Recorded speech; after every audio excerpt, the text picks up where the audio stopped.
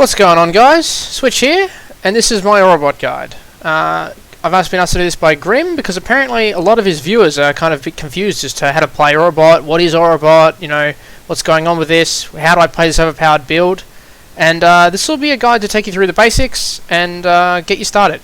So, what is Aurabot? Aurabot is a build that revolves around doing no damage yourself, reserving all of your life and mana to create auras to help your teammates do a bunch of extra stuff. So the main cornerstones we're going to be building this build around is the Blood Magic passive keystone, where we remove all of our mana and we spend life instead of mana for skills. It also has a 50% reduced mana reservation multiplier on it, which allows us to get twice as many auras as we would otherwise get. Other key parts of the build involve other reduced mana reservation pieces of gear, like the Alpha's How, which gives 8% reduced mana reserves, and additional levels to socketed aura gems, and the Prism Guardian Kite Shield, which gives plus 2 to aura gems, and socketed gems have 25% reduced mana reservation. So these are the kind of auras that we're going to be using to boost up our teammates' damage. So we've got the Hatred Aura, which gives people additional physical damage as extra cold. Additional cold damage is extra physical based on their base physical, so work with physical spells like Elemental Ethereal Knives or Blade Vortex, etc. Or to work for like attacking skills if you have a physical weapon and you're attacking for phys damage. Hatred will be really good and probably one of the best possible scalers of your damage, because this acts like pretty much like a more multiplier for any phys build. Anger and Wrath give, for attack builds, flat added damage to attacks, and because the Aurabot scales aura effects so much, it's going to be so much more juiced up and effective, because we're going to have 82 to 122% increased aura effect on these Angers and Wraths. So if we would instead normally give 250 flat fire damage to attacks, we'd instead be giving over 500. And the same with the Wrath, which deals more, for spells it gives more spell lightning damage, so it scales any spellcasters in your group who've got already a lot of base lightning damage on their spells, and etc. And we've also got the Haste Aura, which is going to give people additional attack speed, cast speed, and movement speed. And this one's probably the best part of Aurabot, because when you can attack really quickly, you can use your movement skills like Shield Charge so much faster, get through the map so much quicker. Even if you do the exact same amount of damage, just moving through the map faster will increase your clear speed and increase your money earned per hour. And the movement speed obviously scales Shield Charge as well, which is currently the best movement skill in the game. So then we're going to have some defensive auras, and every Aurabot's going to run these. You're going to have your Purity of Fire, Lightning, and Ice. And these are going to, with all your aura effectiveness, at level 21, Purity socketed in your Alpha's Howl will give plus 8 max resistance of the associated aura. So you can go from having all your teammates will go from having 75% res of each aura to having 83 plus max res, which is absolutely enormous in terms of the damage prevention. Because if you would normally take 100 damage, you'd normally take 25. You instead go to taking 17. So you've halved, you've taken off like 33% of the elemental damage that your teammates would otherwise be dealt. This is a huge boost of survivability. It becomes so tanky with these on. And the Discipline Aura gives you a bunch of Energy Shield, which scales any Energy Shield people in the group, and helps you make up for the lack of Energy Shield on a lot of your gear. For example, you're an Energy Shield character, which we scale for our defenses, but we're using Alpha's How, which only has evasion. So Discipline and all the aura effect helps make up for some of those lacks. So the key part of the build is because we're Blood Magic, and we're playing Energy Shield, and we're going to reserve all of our life to cast our auras, because instead of reserving mana, we instead reserve life with the Blood Magic keystone. We're not going to have very much life left. We might often have less than 100 life in our entire build. And while we might have like up to 8,000, 9,000 Energy Shield at the max level, Chaos damage goes through Energy Shield and will hit you for life. So we need some way of preventing Chaos damage from just instantly one-shotting us in every map. So you've got to use one of these three options. And I'll talk about them a bit. Solaris Lorica is really good. Oh, sorry. I've got to go back. Solaris Lorica is really good because it's really cheap, and if you're doing a League starter and you can't quite afford a Chevrons yet, this is a great option.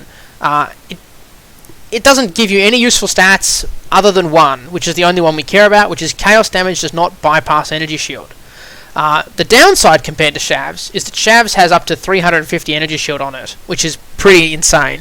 and that's, with all our additional scaling, going to be more than 1,000 effective health. So when we can get a Shabs, we want to be moving into it straight away, because it's just 1,000 extra energy shield. Our coruscating elixir is a flask, but if you're a new player especially, this is a pretty bad option, and I wouldn't recommend it. But if you can keep the flask up 100% of the time, you will be immune. But it can be a bit hard to manage, and if you ever screw it up, you'll instantly get one shot. So I'd probably stick to these two. In terms of our weapon, we want to be able to attack fast so we can keep up with our carries, because we're going to be scaling their move speed and all that good stuff, and they're going to be moving really quick. So you need to be able to keep up. So if we do have to keep up, Brightbeak is the fastest attacking weapon in the game for shield charge. So that's probably going to be your go-to, and it also helps give you a bit of extra resistances because we don't get many resists on our gear. Even though our Purity of Fire, Ice, and Lightning are scaled so hard, we won't be early weakness capped in maps. So Brightbeak can help a bit with that. But it doesn't give us any energy shield, unlike Ephemeral Edge, which gives us a ton. You can pick these up really cheap. They cost like 1C max, and you get 50% increased maximum energy shield. And this is going to be huge for your survivability, but it attacks really slow, so you're going to want to make sure you've got enough attack speed elsewhere so you can keep up with your group. So if you can't keep up and you're still feeling the lack of energy shield, or for any reason you want to use Whirling Blades instead of shield charge, I'm not sure why you would, but if you're one of those people who like it, maybe you can use Essentia Sanguis, which does an okay job. It's got 30% increased attack speed, and it's also very cheap. It gives you almost all the attack speed you get off a Brightbeak. You're only lacking 20%, and it gives you a little bit of ES. It gives up to 40 ES, which is nice. For your rings, this is very important. So defensively, we're going to be using the Zealot's Oath Keystone, because elsewise we have to wait on our energy shield to recharge. We have this big delay where after taking damage, we have to not take damage before we can regenerate energy shield, which is going to be really uncomfortable, and we're going to die a bunch if we ever have degen effects on us in maps. So Zealot's Oath is going to help us mitigate this. The other option instead of Zealot's Oath is to instead use a Chevron's Revelation ring in your right ring slot, which will regenerate 3% of energy shield per second. But with the Zealot's Oath, you'll be generating way more than that, and you can scale it quite high, so you end up very tanky. You can end up just regenerating flat over 1,000 energy shield a second in this build quite easily, and this is super good. The problem with this is that we don't regenerate life anymore, and because we're blood magic, we have to spend life to cast all our skills. So our shield charge is going to lose all our life, we won't have any life left, we won't be able to regenerate it at all, and we can't cast a shield charge anymore. So we're going to have to use a ring, or so we're going to have to use something to reduce the mana cost of shield charge to 0, and we'll get to that soon. The other rings we can use are the Lori's Lantern ring. This one's super good because we're always on low life, because we reserve so much of our life. So the Lori's Lantern ring gives us enemies are unlucky when damaging you while you're on low life. And this is huge for us, because what unlucky does is it means that if someone would attack you and roll damage on you, let's say they could deal between 1 and 100 damage, instead of it, let's say it randomly rolled 90, so a very unlucky roll. For you, you're going to take 90 damage. It instead roll the roll twice. So let's say it rolled 90 the first time, it'd try second time, it'd roll 50, and it'd select the lower of the two rolls. So you'd only take 50 damage instead of 90 if the range was that large. So Lori's Lantern is really good, and it makes you quite tanky, and you really notice it. Also gives us some nice chaos resistance, which this build really likes, because a lot of damage over time effects are quite hard for this build to deal with. If you don't have lots of regeneration of Zealot's Oath, then a lot of those damage over time effects are chaos based. And the Pariah is a really good ring, because you can get a plus 100 maximum energy shield if you've got a blue socket Pariah. And it's also got plus 2 to level of socketed gems, and this build's quite socket starved, so having an unset ring like a Pariah, or a rare ring even, rare unset ring with plus level socketed gems can be quite useful. We can whack our Discipline or something like that in there. So here's how we get our shield charge to 0 mana. We have two options. We have the Watcher's Eye here, which is the expensive option and what you want to get to in the end game. This is going to cost you a couple of exalts, so until then you can rock something really cheap. But this has got the maximum roll is neg 10 to total mana cost of skills while affected by Clarity. And we can always be affected by Clarity because Clarity is an aura, we can cost almost no mana reservation because we're stacking so much reduced mana reservation that we get it all the time. So with shield charging around with 0 mana cost, you're right as rain, you can reserve all your life even down to 1 life left and you'll be completely fine. Shield charge won't cost anything, that's the only skill we need to use to cost any life, or mana if you will. This is one that I had at one point. Going back to that, sorry, you can also get Elrion Jewelry, and there's also a unique power ring, I've forgotten the name of it, that also give neg mana cost to skills. But they only go up to 8 at most, and shield charge costs 10 life. So what you're going to need to do is use a reduced mana cost support in your shield charge if you're going to be using this option. If you're going to be using one of the Elrion options, or I think it's called Praxis Power Ring is the other one. So you need a reduced mana cost support to get that shield charge down to 0 mana, or 0 life. So some extra uniques we use to fill out our energy shield, and they're nice and cheap options, and also really strong. The Syntrax Stealth Boots, these are great because we need a bit of dex for our Haste Aura and our Grace Aura, and our Hatred even, I think. Maybe not Hatred, I think it might have a low dex cost. But the Syntrax are great. They give Intelligence, which scales energy shield. They give up to 160 energy shield, which is increased by the quality of the item, up to 192. This can be cheap. You can pick these up on day 2 of the league for just a chaos, for something with a roll of over 150, and you'll be really good. And obviously Intelligence every 5 points gives us 1% increased maximum ES, so these are huge. They've also got movement speed, which increases our shield charge speed, so just great in every aspect. The Bated Breath Belt is going to be really useful. It increases your energy shield recharge rate for any time we do end up triggering our recharge. Note, this doesn't work on our regeneration. Regeneration is not recharging. But it gives 20% plus increased maximum energy shield, 25 intelligence, which is an additional 5% max energy shield percentage, and up to 50 max flat ES. So this is huge. Really good. You can pick it up for an alchemy. And Darkness Enthroned is a bit better than Bated Breath in late game once you get really good Abyss Jewels. So I'd swap into that once you've got a lot of money and you can afford some good Abyss Jewels to go in that. So these are some of the jewels we use on our tree that are really important. So the Conqueror's Potency and Conqueror's Efficiency help us with our mana reservation and increased effect of our auras. So these are pretty good. The Conqueror's Potency is not as important. 3% aura effect is not huge, but it helps you hit your cap for your Purity of Fire, Light, Ice and Lightning to get that extra +1 max res to get them over the line. So yeah, these are all super important. An Energy Shot from Within is important because in a bunch of spots in our tree we take nodes that give life and energy shield, or life for some reasons, and this can help turn those useless life percentage increases into energy shield increases, which help keep us tanky and keep us alive. So as far as Ascendancy goes, I highly recommend Scion. I think Scion is by far the best because you get this Necromancer node here.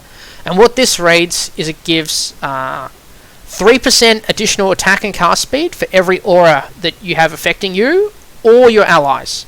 So we get up to like 12, 13 auras in this build, so it's 36% attack and cast speed, which is huge. That's a huge attack speed boost. Help everyone keep their movement seals really quick and moving around nice and zippy. The Guardian gives us physical damage reduction per aura, and it gives us life regeneration, which scales our Zealot's Oath and gives us more defensiveness, so it's really quite nice.